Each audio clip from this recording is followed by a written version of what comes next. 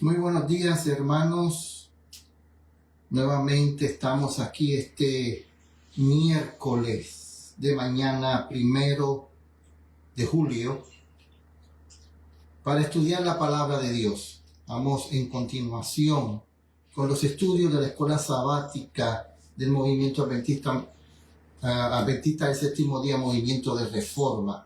La lección que, como hemos dicho, solamente tiene la Biblia y el espíritu de profecía. Y por eso estamos aquí para estudiar. Y queremos, como siempre, comenzar leyendo un matinal.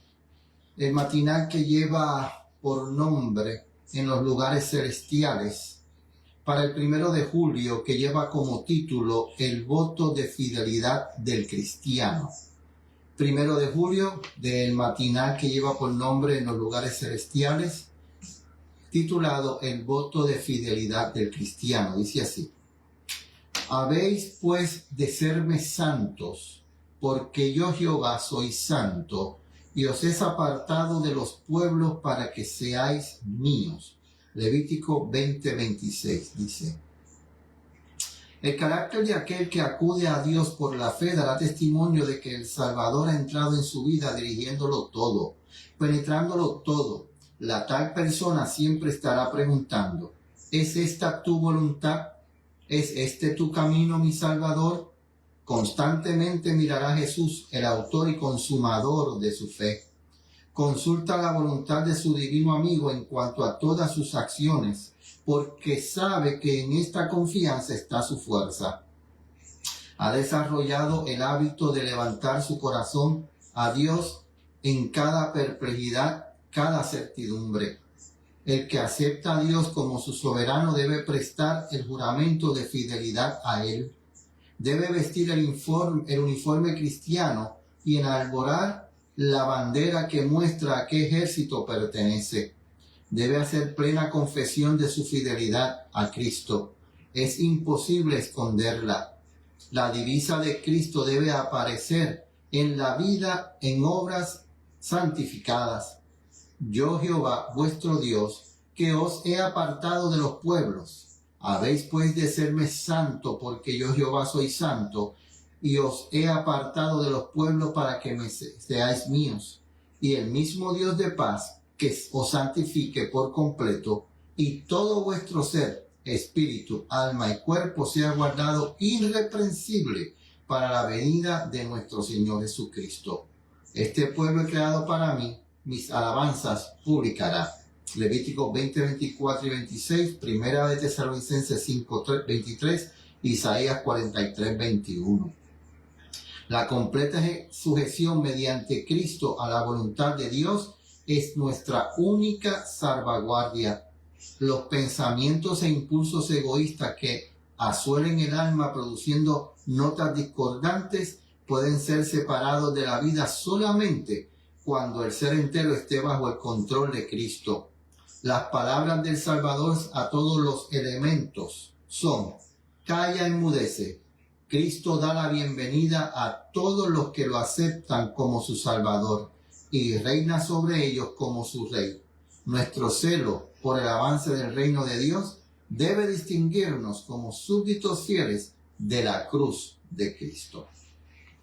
Así que Dios nos llama a ser un pueblo santo, un pueblo separado, un pueblo diferente, así como Él es separado y diferente de todos los demás dioses.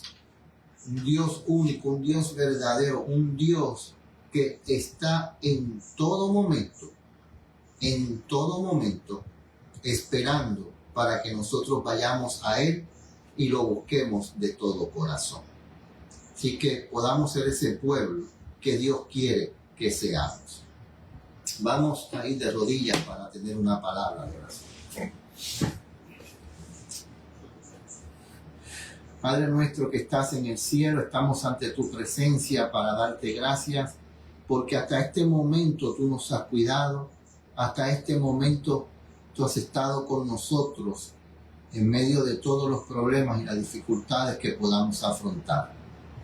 Estamos temprano aquí de mañana, pidiéndote que al abrir tu palabra sea tu Santo Espíritu el que nos dirija. Sea tu Santo Espíritu el que nos ilumine.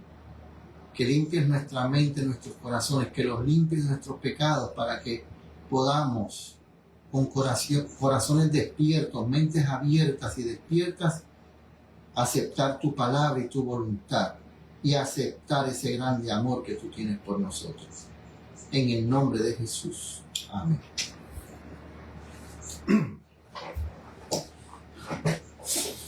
Nuevamente, buenos días, hermanos, porque hasta este momento Dios nos ha cuidado y nos da el privilegio, como decimos siempre, de ser sus hijos y de poder vivir de acuerdo a su voluntad. Nos da su gracia, nos da su misericordia, nos da su amor para que nosotros podamos aceptar todo lo que Él tiene para con nosotros. Estamos en la lección en el día miércoles de la primera lección de este trimestre, de la lección que lleva por título Caminando con Jesús. La primera lección lleva por título principal El amor de Dios por el hombre. El domingo hablamos acerca del amor de Dios que es eterno.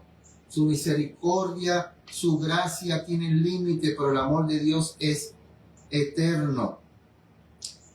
Y ese amor eterno de Dios, aunque es misericordioso y piadoso, no dará por inocente al culpable.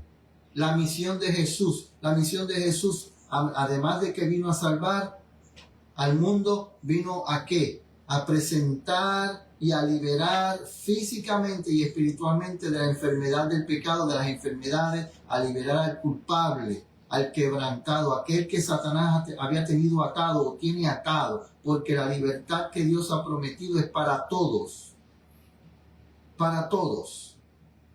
pero también vino a limpiar el templo. Vino a limpiar el templo físicamente, literalmente, de las inmundicias, pero también vino a limpiar el templo que es nuestro cuerpo, el templo del Espíritu Santo, de la inmundicia del pecado. Decíamos que Cristo, Dios no obliga a nadie, Él solamente llama para que lo dejemos entrar, para poder entender la gracia y el amor de Cristo un poco. Eso fue el lunes, hablando acerca de la misión de Jesús. Vino a demostrar el verdadero carácter de Dios, que es amor a través de la persona de su Hijo Cristo Jesús. Una vida de abnegación.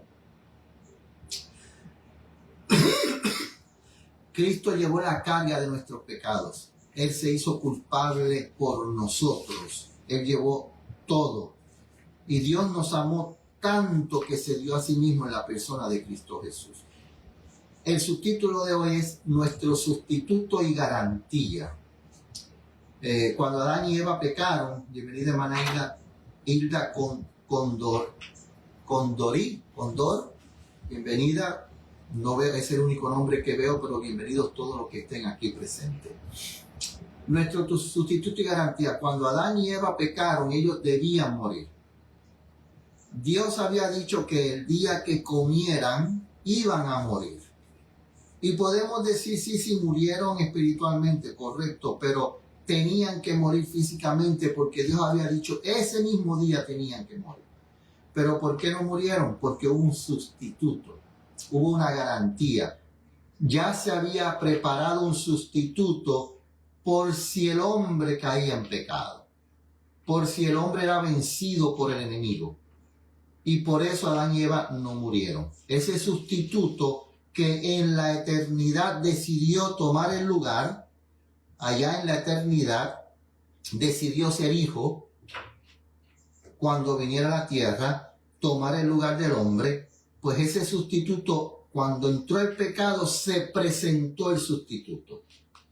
Y ya había una garantía, ya Adán y Eva y todos los descendientes de Adán tenían una garantía que en un momento vendría ese sustituto a acabar con la maldición del pecado. ¿Cuál es el fundamento de la salvación de nuestras almas? Primera de Corintios, capítulo 1, versículo 30. ¿Cuál es el fundamento de la salvación de nuestras almas?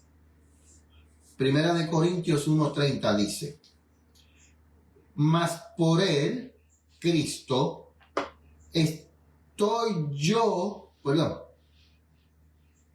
mas por él, hablando acerca de Dios, el Padre, estáis vosotros en Cristo Jesús, el cual de Dios nos es hecho sabiduría, justificación, santificación y redención.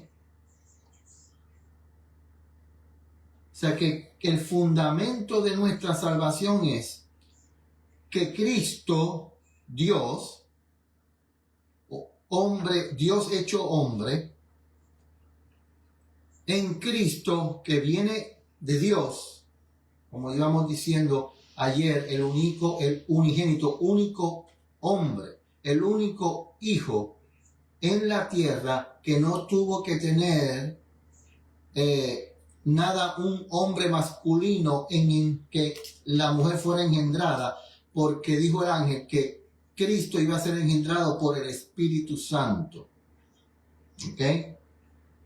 Y ese Cristo, por medio de él, yo tengo sabiduría, porque él es sabiduría. Yo tengo justificación, porque por su justicia. Yo tengo santificación. Yo puedo alcanzar la santificación por Cristo y la redención. O sea que el fundamento de mi salvación se llama Cristo Jesús.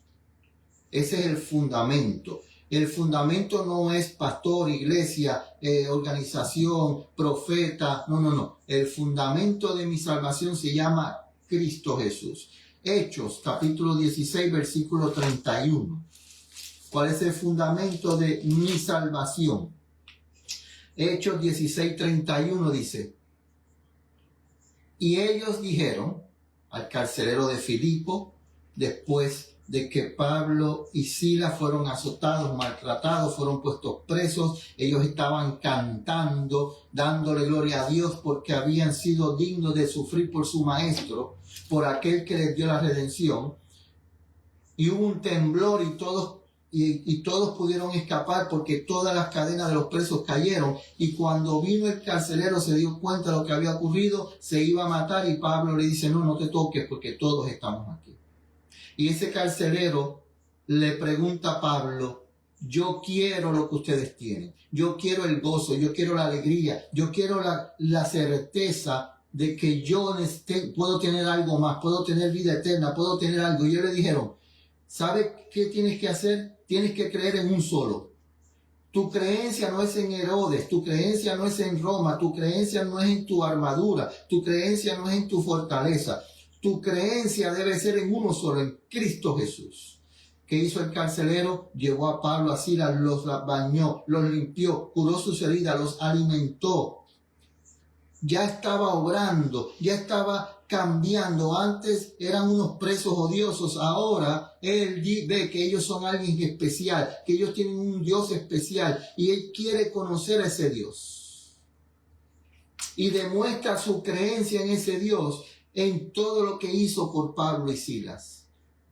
Porque ellos le dicen: tú tienes que creer en Jesús, obedecer a Jesús, amar a Jesús, y entonces será salvo tú y tu casa. El único fundamento de mi salvación, de mi redención, de mi justificación, de mi sabiduría, de mi santificación se llama Cristo Jesús. El sustituto y garantía que yo tengo de mi salvación. Dice Cada Día con Dios, página 234. Oh, qué ansias tenía Cristo de salvar a los perdidos. El cuerpo crucificado en la cruz no claudicó de su divinidad, de su poder de salvar por medio del sacrificio humano a todos los que aceptaran su justicia. En la cruz estaba el cuerpo humano, pero también estaba Dios allí, muriendo, dando todo por nosotros, por salvar al pecador. Dios no muere, pero simbólicamente murió en el cuerpo de un hombre. Se dio a sí mismo. Vamos a ver. al morir en la cruz, transfirió la culpa de la persona del transgresor a la del divino sustituto, si aquel ejercía fe en él como su redentor personal. Los pecados de un mundo culpable, que en figura se presentan de color carmesí, fueron imputados al divino representante. Por ahí ahora hay una teoría de que Cristo fue mi sustituto y yo soy el sustituto de Cristo. No. La Biblia presenta que hay un solo sustituto. Nadie es sustituto de Cristo. Nosotros debemos ser, ¿qué? ¿Qué debemos ser? Cristianos, vivir como Cristo, hablar como Cristo, andar como Cristo, hacer todo lo que Cristo hizo. Pero eso no me hace a mí sustituto de Cristo. Eso me hace a mí un representante, un embajador. Un embajador. El embajador de una nación tiene que comportarse para que esa nación no sea deshonrada con su actitud. Pero el único sustituto que presenta la Biblia se llama Cristo Jesús. Los grandes hombres, David, Moisés, José, Daniel, ellos fueron el tipo del antitipo.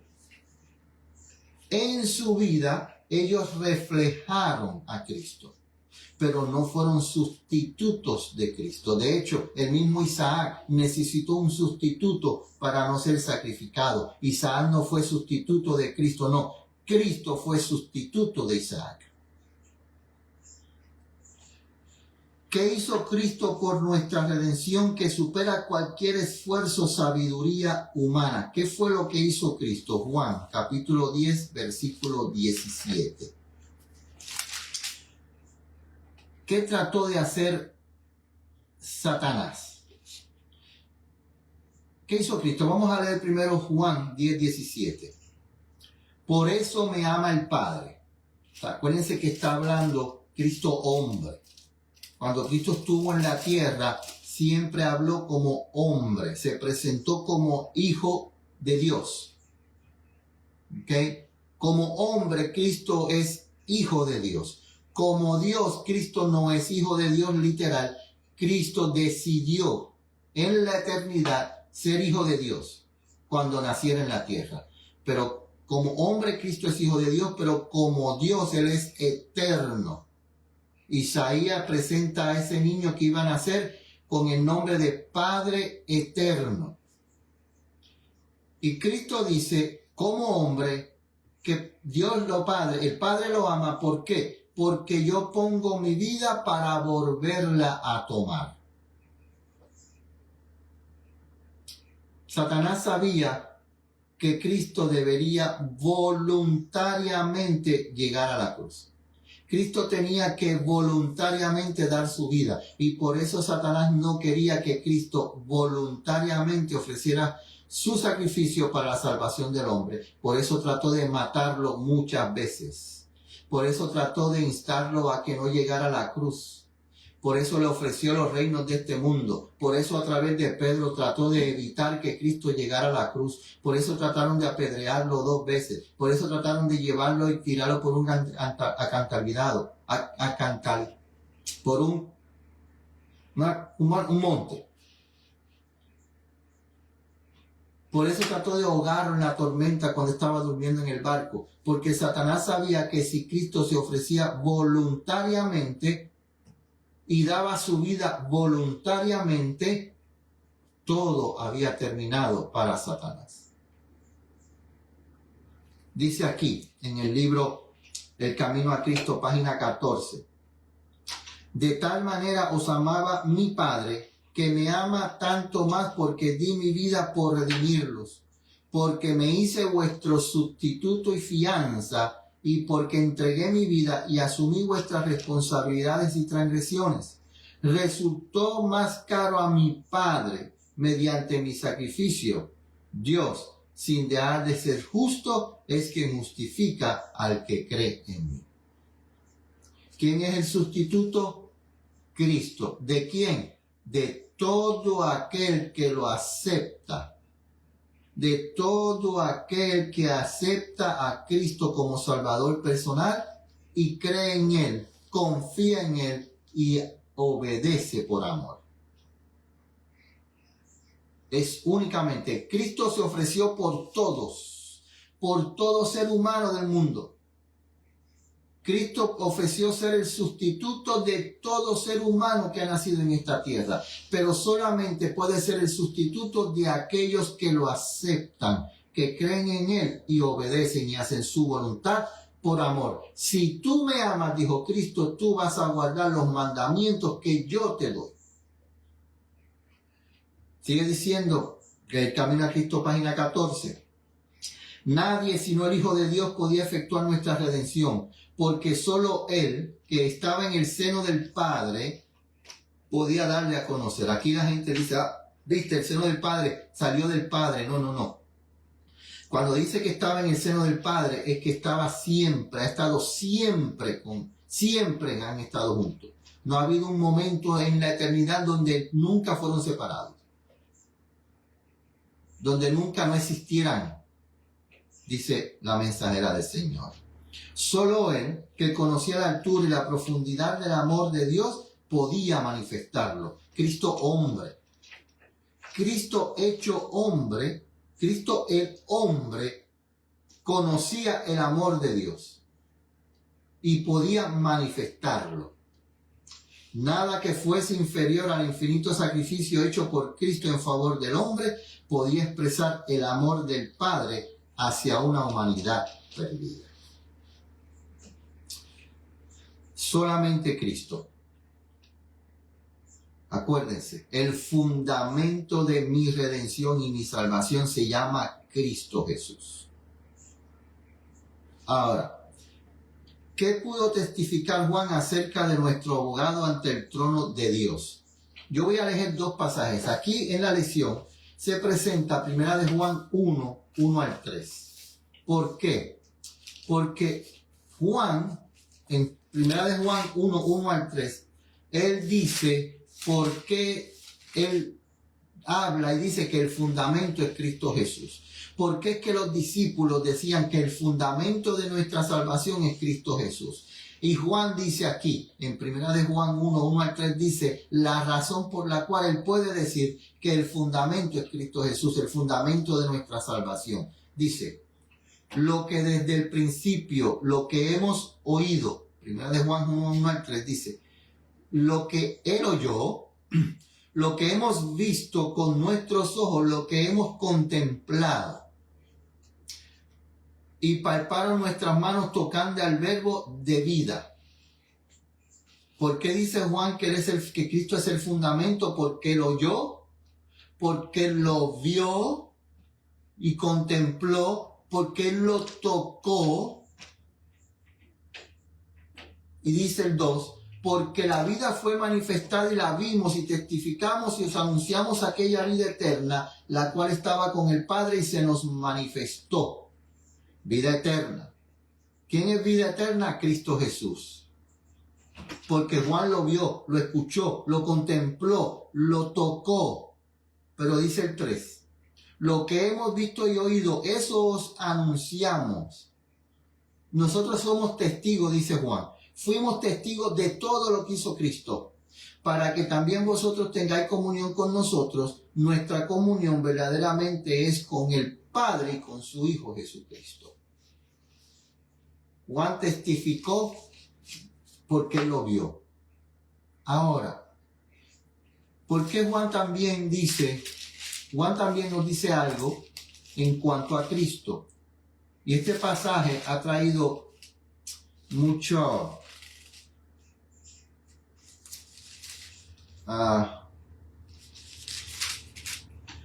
problema con gente que creen que son mejores que Dios.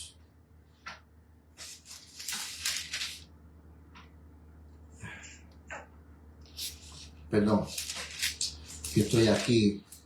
En 1 de Juan, capítulo 2, versículos 1 al 3, Vimos que Juan, en primera de Juan 1:1-3, dice que él es testigo. Y por eso él puede enseñar.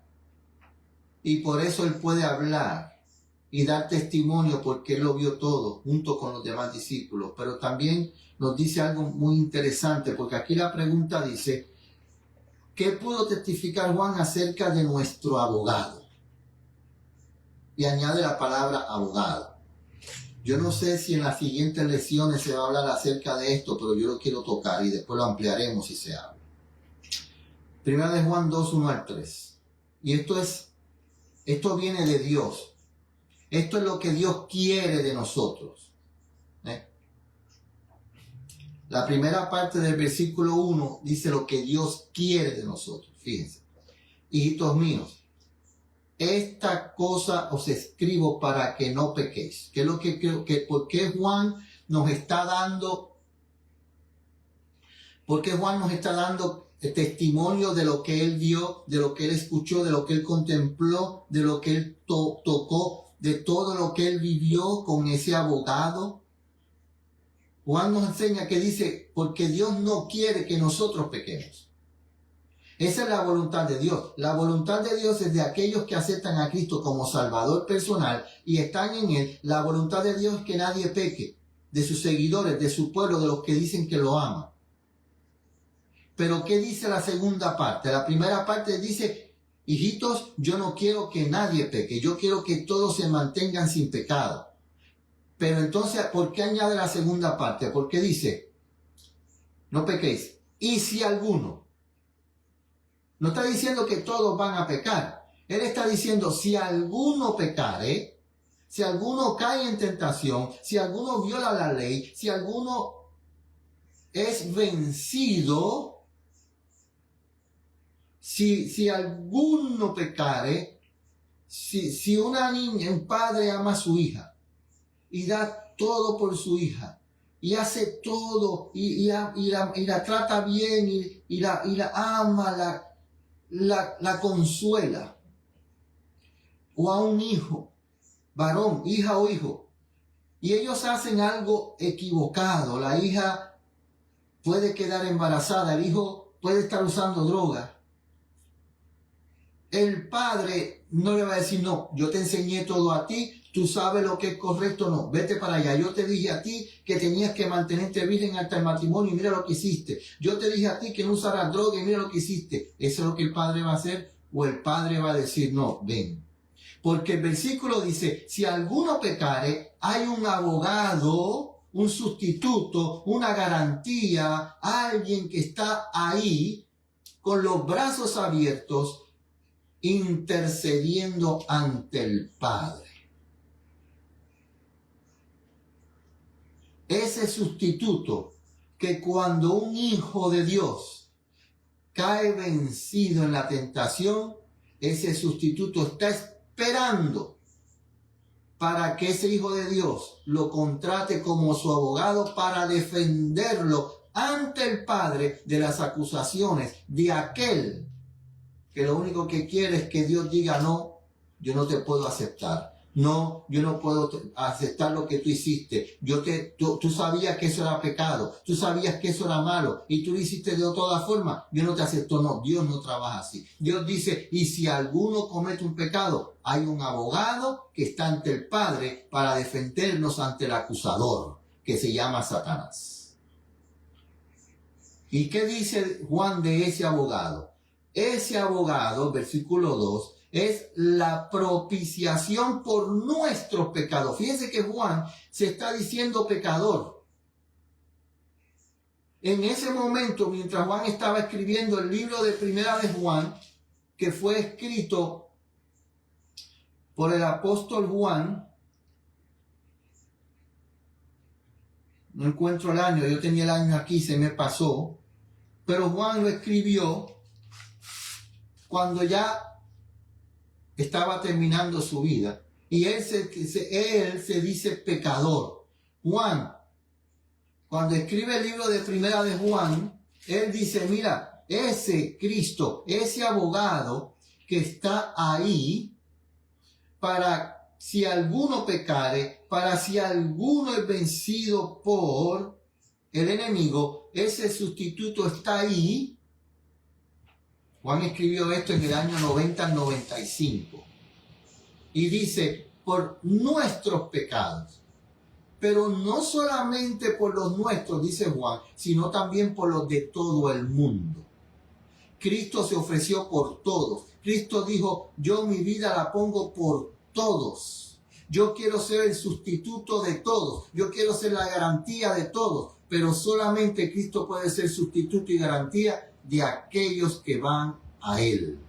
Y lo aceptan a Él. Y creen en Él. Confían en Él. Y lo obedecen a Él. Y el versículo 3 dice, en esto sabemos que nosotros le conocemos si guardamos sus mandamientos. Dios no quiere que pequemos. Dios quiere que guardemos sus mandamientos. Dios se duele cuando yo peco.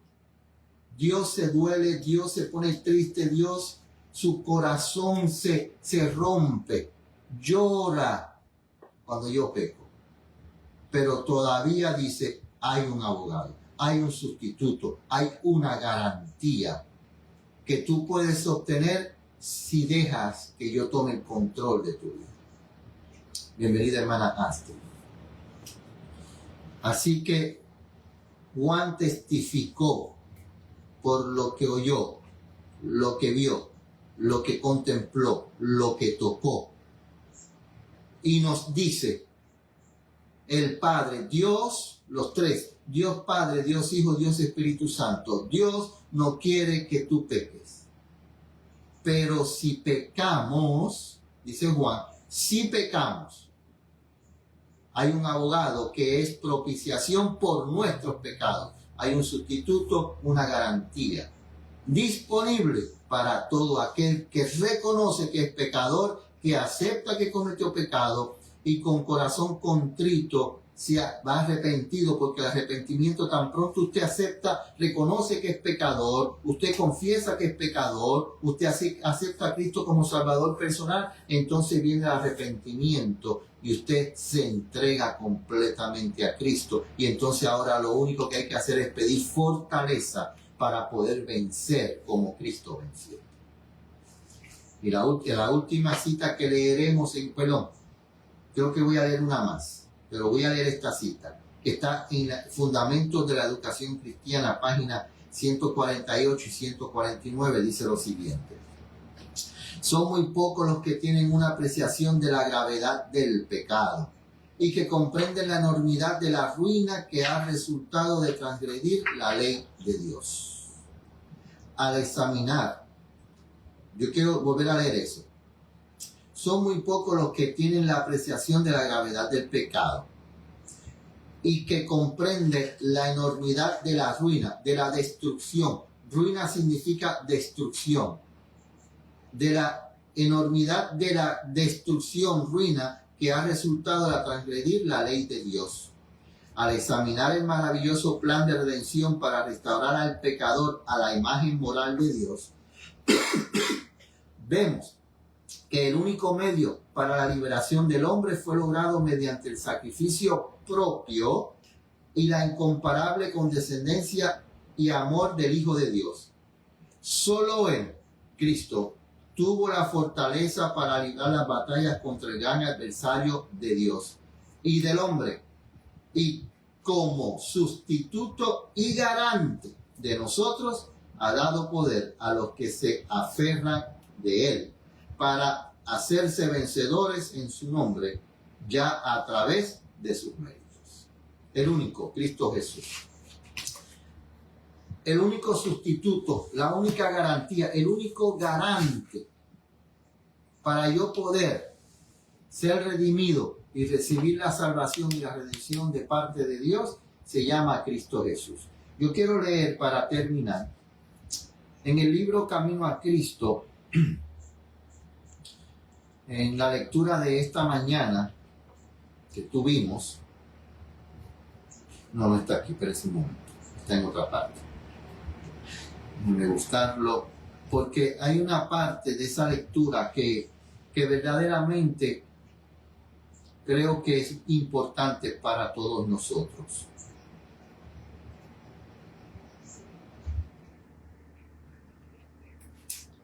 Déjenme ver si lo busco en una manera más.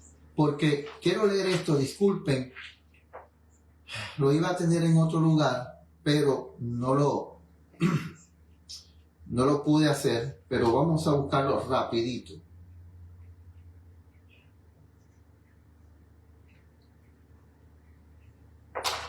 Disculpen, ya estamos terminando.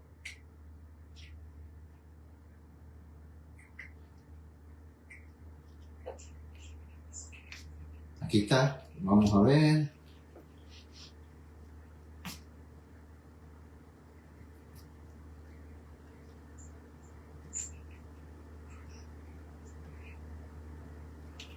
Ay, no.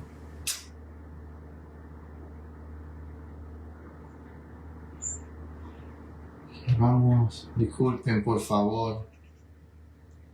Y ya estamos llegando.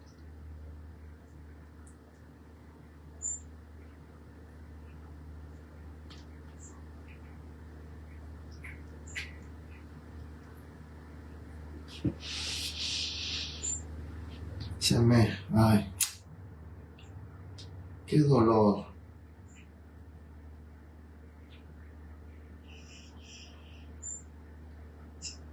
Dice así, en el camino a Cristo, escuchen, Jesús vivió, sufrió y murió para redimirnos. Se hizo varón de dolores para que nosotros fuésemos hechos participantes del gozo eterno. Dios permitió que su Hijo amado, lleno de gracia y de verdad, viniese a un mundo de indescriptible gloria, a esta tierra corrompida y manchada por el pecado, oscurecida por la sombra de muerte y maldición. Permitió que dejase el seno de su amor, la adoración de los ángeles para sufrir vergüenza, insultos, humillación, odio y muerte. El castigo de nuestra paz cayó sobre él y por sus llagas nosotros sanamos.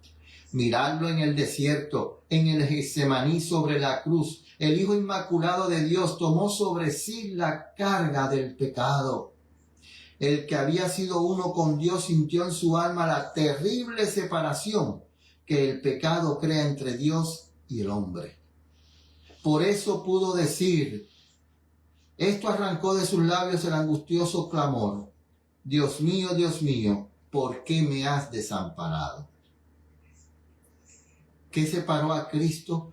¿Qué fue lo que hizo que Cristo sintiera que después de estar 33 años y medio sintiendo la presencia de su Padre constantemente con él, la presencia del Espíritu Santo constantemente con él, ¿por qué Cristo dijo, Dios mío, ¿por qué me has desamparado? ¿Qué hizo? Que Cristo sintiera esa separación.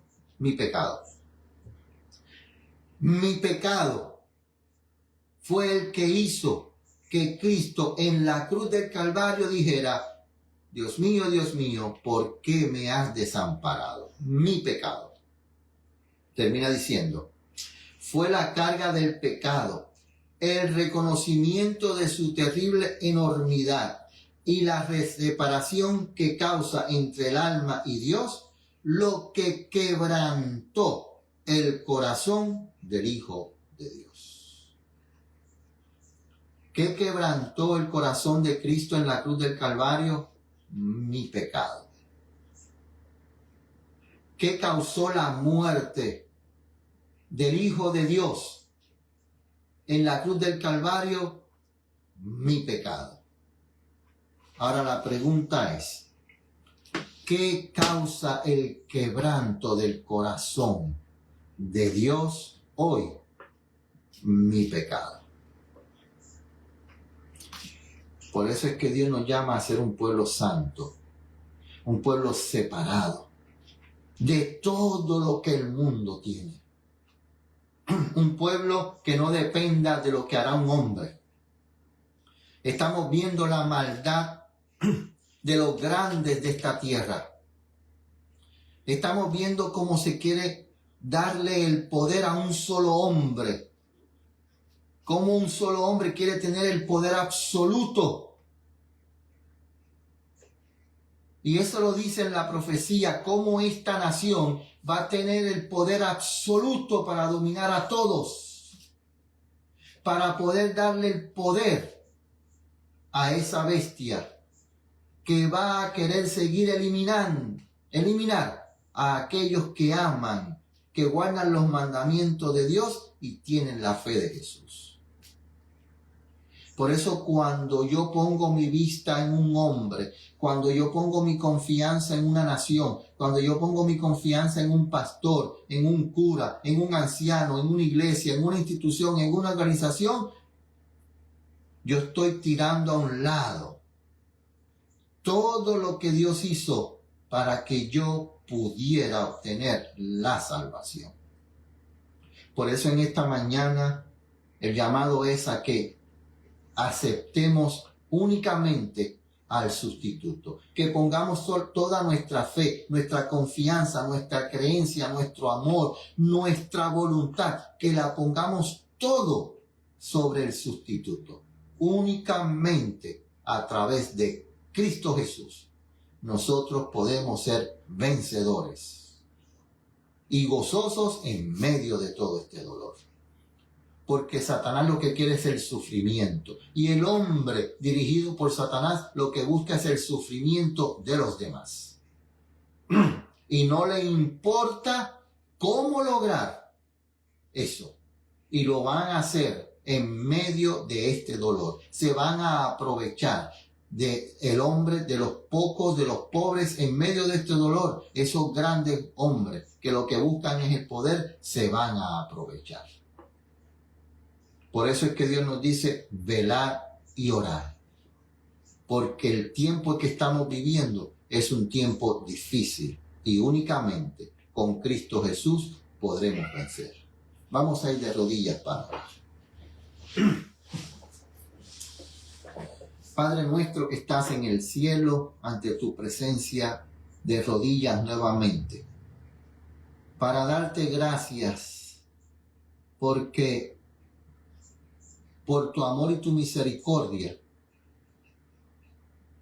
tú te hiciste sustituto y garantía para que nosotros pudiéramos recibir la redención, la justificación, la sabiduría y la salvación. Por eso no tenemos forma de agradecerte. Lo único que te pedimos es que nos des la fortaleza para que podamos afianzar nuestras manos, nuestra fe, nuestra confianza, todo nuestro ser y voluntad a ese sustituto que se llama Cristo Jesús. Que tú nos bendigas en este día, que podamos ser luz, testigos tuyos, así como lo fue Juan, y anunciar al único Dios verdadero, que se personificó y se hizo hombre en Cristo Jesús para la salvación del mundo.